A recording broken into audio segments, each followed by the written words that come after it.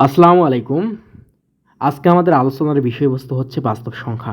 তো এখানে দেখেন যে বাস্তব সংখ্যার কতগুলো শ্রেণীবিভাগ দেয়া আছে। সো আমরা ধাপে ধাপে হচ্ছে এই শ্রেণীবিভাগগুলো জানার চেষ্টা করব। তাহলে প্রথমত আমাদের জানতে হবে যে বাস্তব সংখ্যা আসলে কী? তাহলে বাস্তব সংখ্যার সংজ্ঞাটা হচ্ছে কোনো সংখ্যার উপর আমি যদি বর্গ করি, এই বর্গ করার পর যদি আমি ধনাত্মক সংখ্যা পাই তাহলে এটাকে আমরা বলবো বাস্তব সংখ্যা। যেমন ধরেন যদি 5 এর উপরে আমি স্কোয়ার করি তাহলে আমি কী পাবো? 25 পাবো। সো আমাদের এই 5 হচ্ছে বাস্তব সংখ্যা। আবার দেখেন যদি -5 এর উপর আমি স্কোয়ার করি তাহলে কত পাবো আমি? 25 পাবো। এই -5 এই 25 বা এই -5 হচ্ছে আমাদের কি সংখ্যা? বাস্তব সংখ্যা। আবার মনে করেন যে এরকম একটা সংখ্যা দেয়া আছে √2, তার উপর যদি আমি বর্গ করি তাহলে আমি কত পাবো? অবশ্যই 2 পাবো। সো এই যে √2 আছে, এই √2 আমাদের হচ্ছে একটা বাস্তব সংখ্যা। অথবা আবার এরকম হইতে পারে যদি -2 মাইনাস √2 এর উপর যদি আমি বর্গ করি তাহলে কত পাবো আমি? -7 সে প্লাস হয়ে যাবে, তাহলে এটা কত পাবো? অবশ্যই 2 পাবো। তাহলে এটাও হবে আমাদের এক প্রকার বাস্তব সংখ্যা। তাহলে বাস্তব সংখ্যা নয় কোনগুলো আসলে? যদি মনে করে যে এরকম একটা সংখ্যা আছে, বর্গমূলের ভিতরে -2 আছে এবং এর উপর যদি আমি স্কোয়ার করি তাহলে আমি কিন্তু এখানে -2 পাবো। সো এইটা কিন্তু এখন হচ্ছে আমাদের বাস্তব সংখ্যা নয়। তাহলে এটা কোন ধরনের সংখ্যা? এটা হচ্ছে আমাদের অবাস্তব সংখ্যা। তাহলে আমাদের আলোচনার বিষয়বস্তু যেহেতু বাস্তব সংখ্যা, আমরা অবাস্তব সংখ্যার দিকে যাচ্ছি না। তাহলে বাস্তব সংখ্যার সংজ্ঞাটা কী ছিল? যে কোনো সংখ্যার উপর যদি আমি বর্গ করি, বর্গ করার পর যদি আমি ধনাত্মক সংখ্যা পাই সেগুলো বাস্তব সংখ্যা।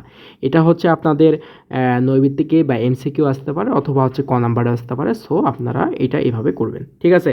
তাহলে এখন দেখেন যে বাস্তব সংখ্যাকে আমরা দুই ভাগে ভাগ করছি। একটা আছে মূলদ সংখ্যা আর একটা কি? অম্লদ সংখ্যা। সো আমি হচ্ছে যে এখন অম্লদ সংখ্যা সম্পর্কে আলোচনা করতেছি না, এটা শেষের দিকে আলোচনা করব। খুবই শর্টকাট একটা টিপস আছে, এইটা আমরা শেষের দিকে দেখব যে দুইটা টিপস জানলেই আমরা হচ্ছে যে অমূলদ সংখ্যা সম্পর্কে ফুলফিল একটা আইডিয়া পাবো। তাহলে এখন দেখেন যে বাস্তব সংখ্যাকে কী কী ভাগে ভাগ করছে, একটা মূলদ একটা অমূলদ।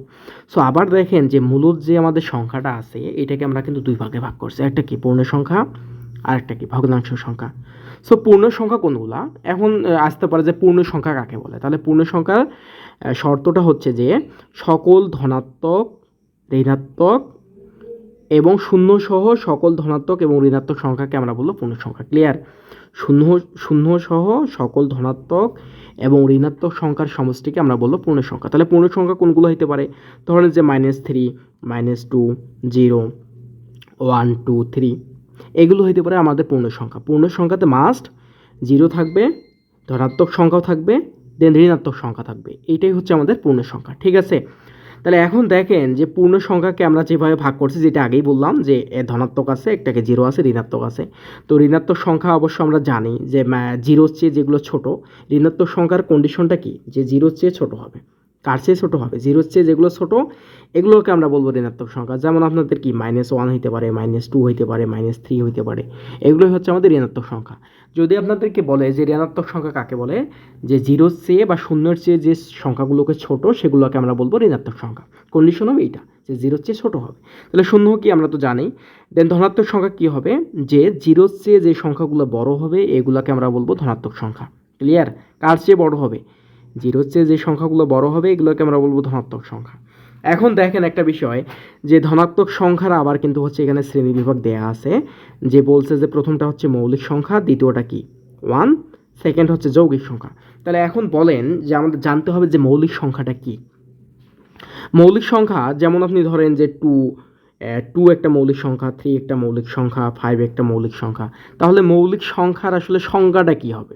অর্থাৎ যে সকল সংখ্যার উৎপাদক ওই সংখ্যা এবং 1 ব্যতীত অন্য কোনো সংখ্যা নেই, মানে যে সকল সংখ্যার উৎপাদক কেবলমাত্র 1 এবং ওই সংখ্যা, সেই সকল সংখ্যাকে আমরা বলবো মৌলিক সংখ্যা। বিষয়টা কেমন? ধরেন আপনি 3 কিন্তু একটা মৌলিক সংখ্যা। আপনি দেখেন যে 3-র কিন্তু উৎপাদক কেবলমাত্র 3 এবং 1। সো আমি কি বলছি মৌলিক সংখ্যার সংজ্ঞাতে? যে যেই সকল সংখ্যার উৎপাদক কেবলমাত্র ওই সংখ্যা এবং 1 ব্যতীত অন্য কোনো উৎপাদক নেই সেগুলোকে আমরা কি বলবো? মৌলিক সংখ্যা। ঠিক আছে? তো এখানে 3-র উৎপাদক কি 3 এবং 1, তার মানে কি 3-র উৎপাদক হচ্ছে 3 এবং 1।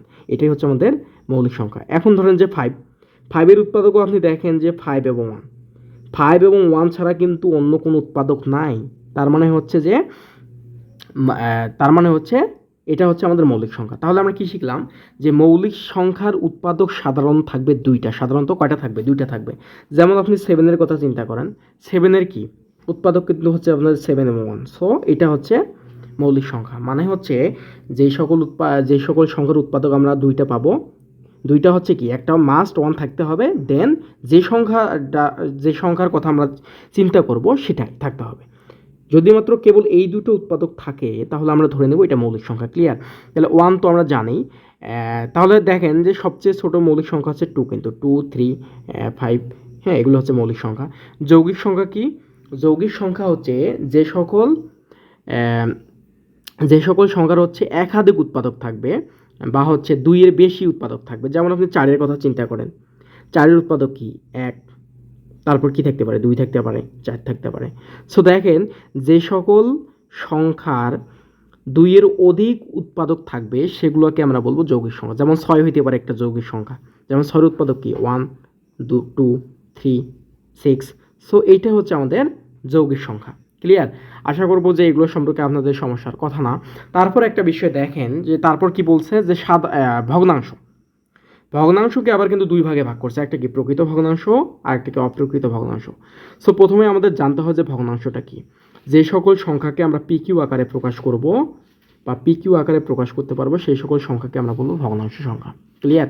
তাহলে ভগ্নাংশকে আমরা দুই ভাগে ভাগ করছি, একটা কি সাধারণ ভগ্নাংশ আর একটা কি দশমিক ভগ্নাংশ। আবার একটা বিষয় দেখেন যে সাধারণ ভগ্নাংশকে আমরা দুই ভাগে ভাগ করছি, একটা কি প্রকৃত। সো প্রকৃত ভগ্নাংশটা কি হবে? যে ভগ্নাংশগুলার লব হবে ছোট এবং হর হবে বড়। মনে করে যে 2/3, এইখানে দেখেন যে 2 উপরেরটা কি আমাদের লব না, নিচেরটা কি হর না। সো দেখেন যে লব কিন্তু এখানে ছোট আছে, সো এটা হচ্ছে আমাদের প্রকৃত ভগ্নাংশ। অথবা আপনি লিখতে পারেন যে 5/10, মানে লব অলওয়েজ ছোট হবে বা সবসময়ের জন্য ছোট হবে, এটাই হচ্ছে আমাদের প্রকৃত ভগ্নাংশ। অপ্রকৃত ভগ্নাংশ কি? যে ভগ্নাংশের লব বড় হবে, হর কি হবে আমাদের? হর ছোট হবে। যেমন ধরতে পারেন 3/2, এটা হচ্ছে অপ্রকৃত ভগ্নাংশ। তার মানে প্রকৃতর উল্টা হচ্ছে অপ্রকৃত। ক্লিয়ার? অথবা হইতে পারে এটা 10/8। সো এটা একটা অপ্রকৃত ভগ্নাংশ। তারপর আসেন যে দশমিক ভগ্নাংশ কি? সসীম দশমিক ভগ্নাংশ।